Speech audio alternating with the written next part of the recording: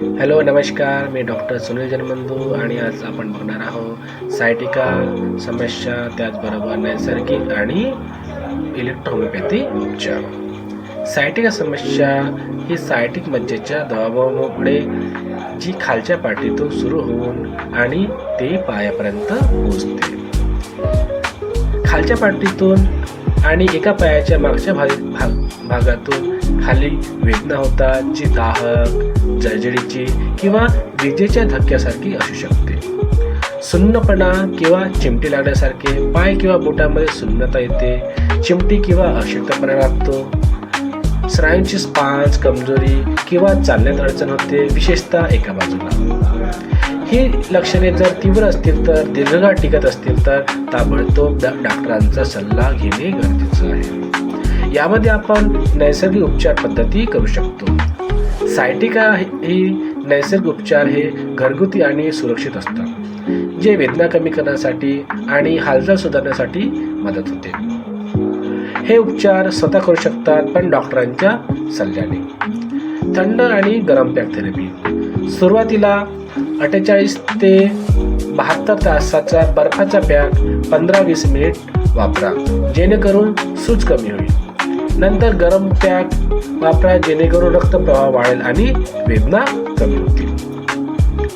यासाठी आपण स्टिचिंग योग पण वापरू शकतो. गुडघ्यावर बसून पाठीचा कणा सरळ करा. Piriform stretch. बसून एक पाय दुसऱ्या पायावर ठेवा आणि हाताने खेचा. Bridge technique.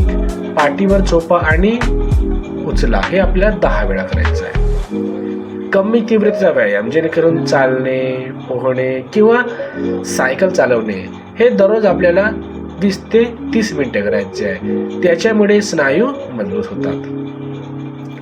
आपल्याला मसाज आणि मॅग्नेशियम थेरपी सुद्धा वापरता येते. हलक्या मसाजने स्नायू शिथिल होतात.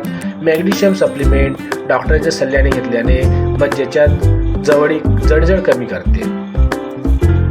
जड वस्तू उचलताना योग्य पद्धती वापरा. चालण्याची बसण्याची स्थिती राखा आणि विश्रांती घ्या. आता आपण बघूया की इलेक्ट्रोहोमिओपॅथी उपचार पद्धती म्हणजे काय. इलेक्ट्रोहोमिओपॅथी एक पर्यायी वैद्यकीय उपचार आहे, जी वनस्पती अर्काचा वापर करून मज्जा आणि स्नायूंच्या समस्या सोडवते.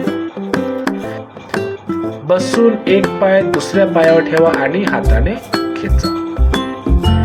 Bridge technique. पाठीवर झोपा आणि उचला. हे आपल्याला 10 वेळा करायचं आहे. कमी तीव्रतेचा व्यायाम, जेणेकरून चालणे, पोहणे किंवा सायकल चालवणे हे दररोज आपल्याला 20 ते 30 मिनिटे करायचे आहे. त्याच्यामुळे स्नायू मजबूत होतात.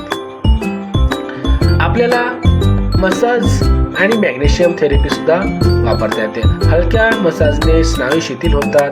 मॅग्नेशियम सप्लिमेंट डॉक्टरच्या सल्ल्याने घेतल्याने मज्जेच्या जळजळ कमी करते. जड वस्तू उचलताना योग्य पद्धती वापरा.